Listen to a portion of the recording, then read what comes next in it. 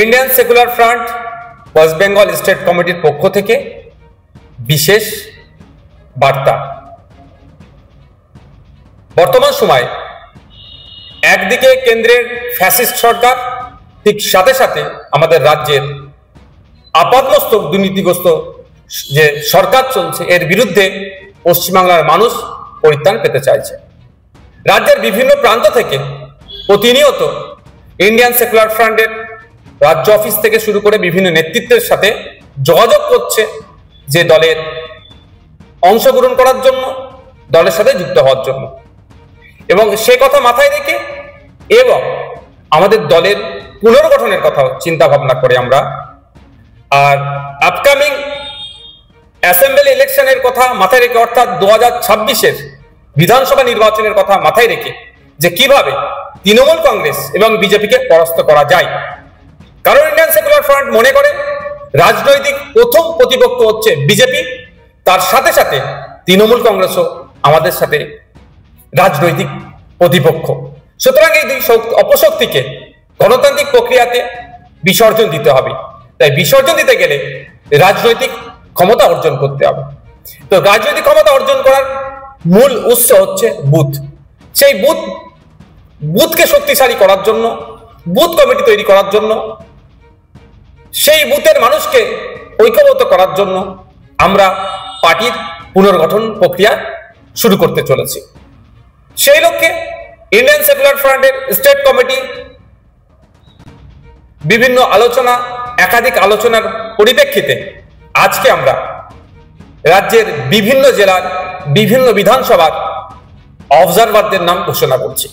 এই অবজারভারদের মাধ্যমে আমরা বুথ স্তর থেকে শুরু করে বিধানসভা স্তর পর্যন্ত পার্টির পুনর্গঠনের কাজ আমরা করব। যে পুনর্গঠনের মাধ্যমে 2026-এ বিধানসভা নির্বাচনে আমরা গণতন্ত্রকে রক্ষার লড়াই, বিজেপি এবং তৃণমূলকে হারানোর লক্ষ্যে আমরা ঝাঁপিয়ে পড়ব। আমরা এখন রাজ্যের বিভিন্ন জেলার যে অবজারভার যারা আছেন তাদের নাম ঘোষণা করব।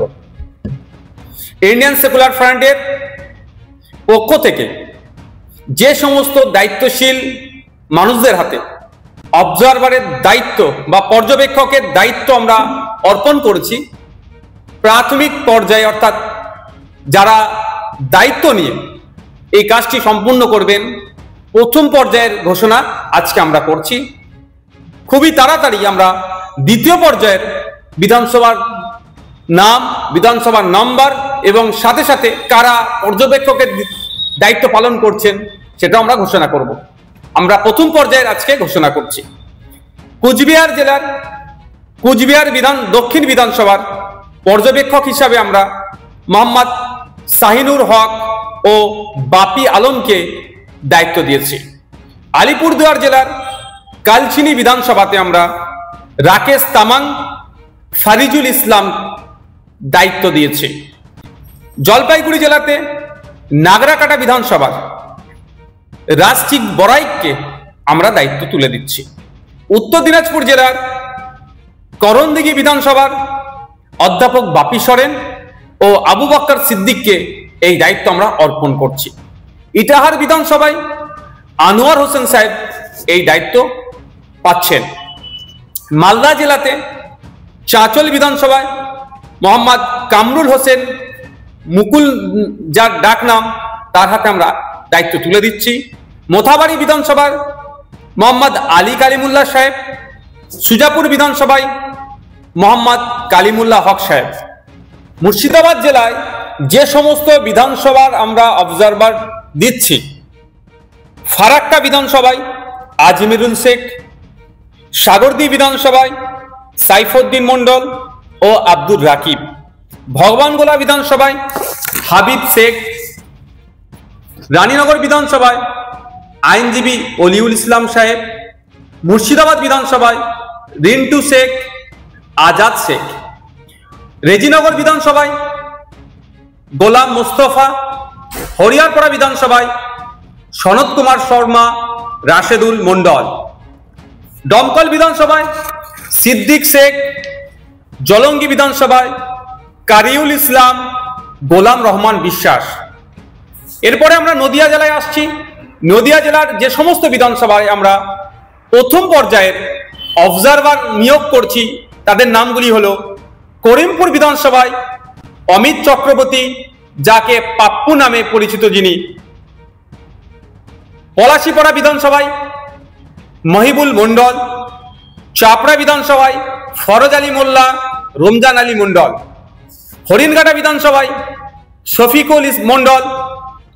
এরপরে আমরা আসছি উত্তর 24 পরগনা জেলার বাগদা বিধানসভায় বাকিবিল্লা মন্ডল, বনগাঁ উত্তর বিধানসভায় রানা মুখার্জি, বাদুরিয়া বিধানসভায় মোহাম্মদ কুতুবুদ্দিন ফাতেহি, হাবড়া বিধানসভায় সাবির আলী মন্ডল, অশোকনগর বিধানসভায় তাপস ব্যানার্জি, আমডাঙ্গা বিধানসভায় বিশ্বজিৎ মাইতি, মধ্যমগ্রাম বিধানসভায় আইনজীবী মোহাম্মদ জামির হোসেন, দেগঙ্গা বিধানসভায় শামসুর আলী মল্লিক, হাড়োয়া বিধানসভায় আইনজীবী পিয়ারুল ইসলাম সাহেব, সন্দেশখালী বিধানসভায় আইনজীবী পৃথিরাজ বিশ্বাস ও মফিজুল মোল্লা সাহেব, বসিরহাট উত্তর বিধানসভায় মোহাম্মদ মুসা কালিমুল্লাহ।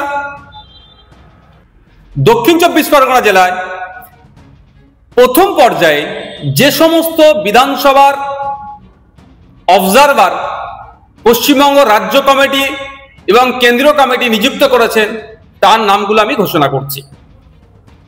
গোসাবা বিধানসভার ক্ষেত্রে প্রশান্ত নায়েক, কুলতলি বিধানসভার ক্ষেত্রে শহীদুল ইসলাম মোল্লা, পাথর প্রতিমা আব্দুল গফফার মোল্লা। সোনার গয়নায় নিজেকে সাজাতে ইচ্ছে করছে, কিন্তু আকাশ ছোঁয়া দামের জন্য সম্ভব হচ্ছে না। হোলসেলে গোল্ড প্লেটেড জুয়েলারি কিনে ব্যবসা শুরু করতে চান? সারথী গোল্ড অ্যান্ড রোজ গোল্ড আপনাদের জন্য নিয়ে এসেছে এক দারুণ সুযোগ। আজকে এই চলে আসুন দীর্ঘ 25 বছরের বিশ্বস্ত প্রতিষ্ঠান সারথী গোল্ডে, আর হোলসেলে কিনে নিন গ্যারান্টি যুক্ত real gold filling gold plated jewellery. আমাদের স্টোরে মহিলাদের শাঁখা, পলা, বালা, চোর, কানের দুল, কানবালা, মঙ্গলসূত্র, ব্রেসলেট, নেকলেস ইত্যাদি নানা ধরনের গহনার বিপুল সম্ভার রয়েছে। তাই দেরি না করে আজই চলে আসুন সারথী গোল্ডে। আমাদের ঠিকানা 28 অমরতলা স্ট্রিট, বড় বাজার, Kajaria market, 3rd floor, room number 306, Kolkata 700001। Mobile নম্বর 9051048205 অথবা 9732986304। আমাদের আরেকটি শাখা রয়েছে পূর্ব মেদিনীপুরের পিছাবনি কাঁথিতে। পিছাবনির শাখার ঠিকানা পিছাবনি বাজার, নিয়ারেস্ট কালী মন্দির, পূর্ব মেদিনীপুর। মোবাইল নম্বর 7478770015।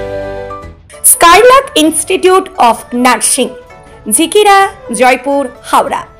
জিএনএম, বিএসসি নার্সিং ট্রেনিং এর অল্প খরচে সেরা বিশ্বস্ত ঠিকানা। যোগাযোগ number 9907364440। Comfortable mattress money, RRK mattress. Warranty নয়, গ্যারান্টি দেয় RRK mattress।